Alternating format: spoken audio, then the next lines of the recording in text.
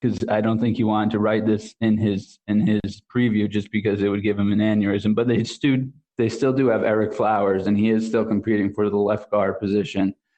So that's not good news for the offensive line. And defensively, according to Neil, there's nothing to speak of, but everyone should check out Brian Baldinger's review of the Redskins' defensive line because they're going to be great. And I think he has a good point there. Jonathan Allen is a stud. Montez Sweat, the rookie, could make is an interesting player to watch out for. I expect both of those players to get a little bit of time this week. And then for the Falcons, there's some O-line concerns as well. The couple of spots are still not set in stone. James Carpenter and Jamon Brown are competing for the left guard spot. Both of them are veterans, so they know what's at stake. Then the remaining spot on the offensive line is first-round pick, I believe, Chris Lindstrom. Dan Quinn said he's having a little bit of problems jumping from college to the pros, but he doesn't seem to be too worried due to Lindstrom's work ethic and attitude about errors that he sees. MJ is not a fan of Devontae Freeman, and he thinks his contract should not have been renewed. He wants to see Ito Smith some more, see what he can do. I personally think Ito Smith is a fantasy sleeper this season, so I definitely agree with RJ there. I mean MJ there. And then let's see, the Falcons defense is gonna be having to contend with Trey Quinn, Josh Doxson, Robert Davis. Those are the wide receivers for the Redskins. All those aforementioned players are going to have a chance to get on Case Keenum's good side, as well as Paul Richardson, who returned to practice finally on Monday and will have a chance to log a lot of action on Thursday or whenever this game's being played before he gets hurt after the fifth snap. And that's honestly all I got for you guys here. That's perfect. Yeah, okay, good. That's shorter than I usually am. Concise. The only thing I'll add here about the Falcons is Matt Ryan got absolutely destroyed behind that offensive line in that week 2 preseason game. And the Falcons invested not one, but 2 high draft picks on that offensive line. So that's definitely not something that you want to see. And if that's happening in week 2 of the preseason, it's got to get better in week 3 of the preseason, seeing that Lidstrom is high on the marks of, we've got a problem. And you've got two guys in James Carpenter and James Brown, who you're like, who? Competing for the left guard spot. Doesn't make me feel all that comfortable about these thoughts that the Falcons could be returning to their offensive old. No, but I really think the Falcons are going to be fine. One good thing for the Falcons, though, but that has nothing to do with this preseason game, is though Matt Ryan is obviously better quarterback indoors than outdoors. In the Falcons' first 11 games, I believe, are all indoors, and 2 of their 3 outdoor games are in warm climates. So, I mean, that could benefit the offense. Nothing to do with this preseason game, but just a little prediction looking forward, also for fantasy purposes. All right, Andy, why are the Falcons going to be just fine? The Falcons' offense is going to be just fine because they have Matt Ryan, and because they still have a lot of skill talent. Lindstrom, I think, is going to be good, even though, I mean, the results have been mixed so far. They still have, Jake Matthews. I mean, I just think so I read Football Outsiders had an article.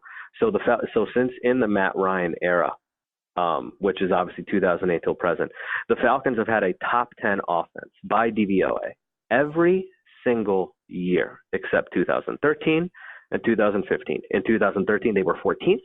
In 2015, they were 14th. Or no, I think they were 14th. And it's just like this offense is on a year-by-year basis, and they were historically good just 3 years ago.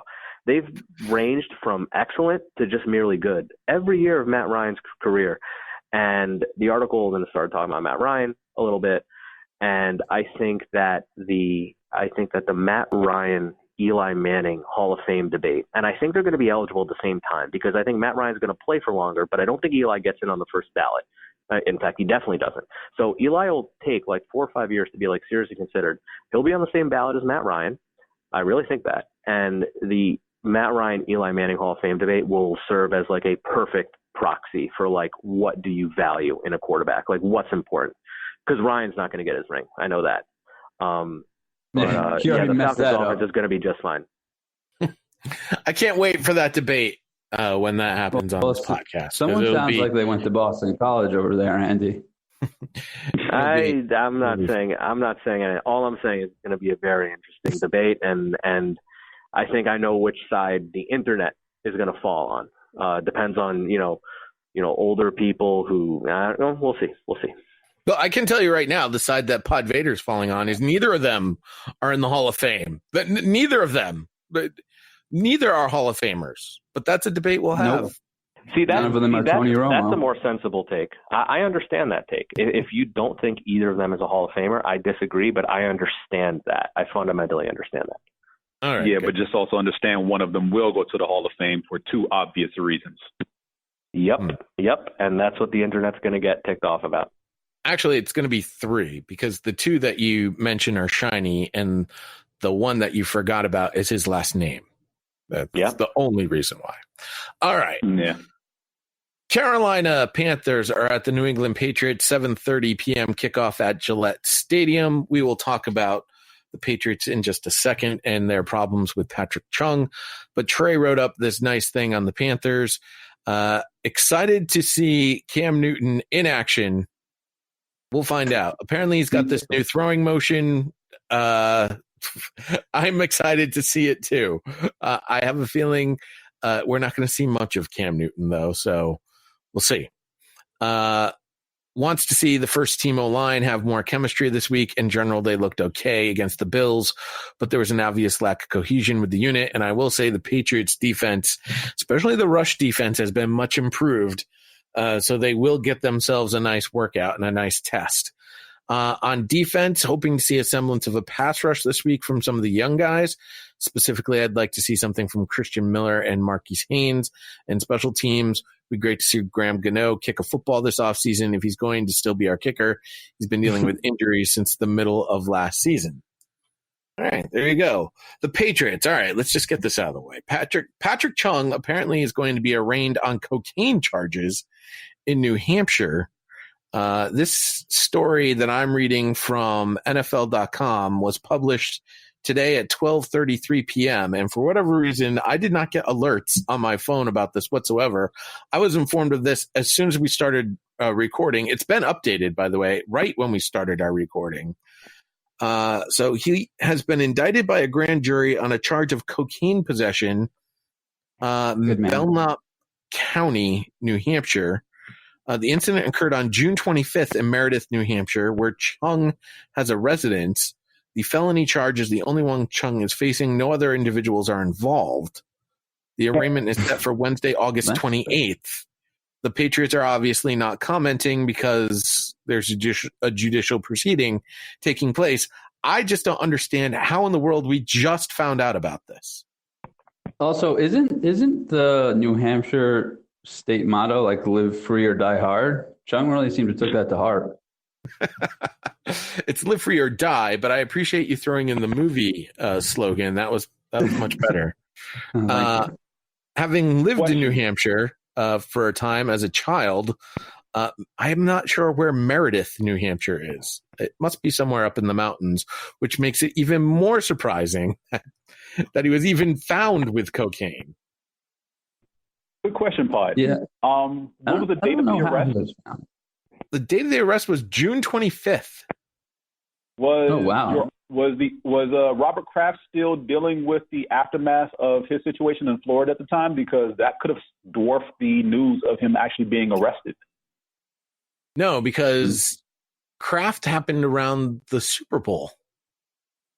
No, I'm saying like the case being dismissed and everything. Well, this cocaine case wasn't dismissed.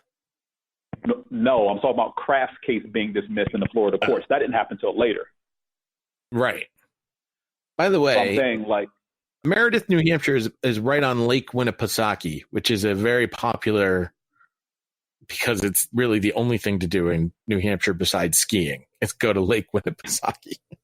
Well, Patrick Chung definitely was doing some skiing. Yes. Well done. Well, I will say, in terms of the roster, there has been talk about the Patriots perhaps going away from Duron Harmon. This would obviously make Duron Harmon a lot more valuable and thus a lot less cuttable if Patrick Chung is going to run into some legal problems and not be available this season because he's in jail. So yeah, It could also, even if he is found guilty and sentenced to time, it will most likely be deferred to the end of the season, which oftentimes happens in some of these cases. Well, it's a felony. I don't think you can defer the jail time. Well, then there's that. I stand corrected. Rules don't apply to NFL players or famous people, though, so who knows? Back to the football side of things for the Patriots. As I mentioned at the top of the show, and I mentioned last week, I expected to see the veteran starters for at least a half, but honestly, I'm not so sure anymore, and there hasn't been any announcement. Again, I haven't checked my phone since we've started, and it's been unreliable, apparently. But I don't think the Patriots may not start their starters. The second string, held up pretty well against the Titans in week 2, who were playing the starters. Now, technically they lost because the Titans were leading before they removed were leading at the time that they removed their starters. But I do want to see how some of the rookie standouts, specifically Jacoby Myers at wide receiver and Chase Winovich, the defensive end, rush linebacker, whatever you want to call him, on defense, play against level 1 type talent. I'll also be interested in the wide receivers because Demaryius Thomas was activated, which I did not expect. I thought he'd start the season on the PUP, which would have given them 6 more weeks to keep a guy like Jacoby Myers on the roster. But N'Keal Harry's injury, I think, is going to lead him to the classic Patriots redshirt year that most of the rookies last year had, which means he's going to end up on the IR, and we're going to be looking at a wide receiving core of Josh Gordon, who apparently wasn't hanging out with Patrick Chung, thank goodness, Julian Edelman, Demaryius Thomas, Philip Dorsett, Jacoby Myers, and Braxton Berrios, which is a lot of wide receivers. But to sort of look ahead, when I mentioned next week, the preview, what was the biggest question the Patriots had going into the preseason was finding a replacement for Gronk, not necessarily a direct a tight end that could do the same thing that Gronk can do, because you're not going to find that, but finding a replacement for that production. And I think the Patriots have in the wide receivers, not necessarily in the tight ends. So that's why I think they'll keep a lot more wide receivers than they will tight ends. They might even go short on the tight ends. We'll see. But that's sort of my thoughts on the Patriots. Patrick So they're Chung. not bringing back Dwayne Allen. Well, I don't know. Which team isn't he in Miami, Andy? He's on the Dolphins. Oh, Yeah, wow. Dwayne Allen. Full tank mode. Is he going to make So funny thing about Dwayne Allen and our future bust. He's not a bust yet because it's only 2 years in, but our 2017 first round defensive end, Charles Harris, those two always get in fights in practice.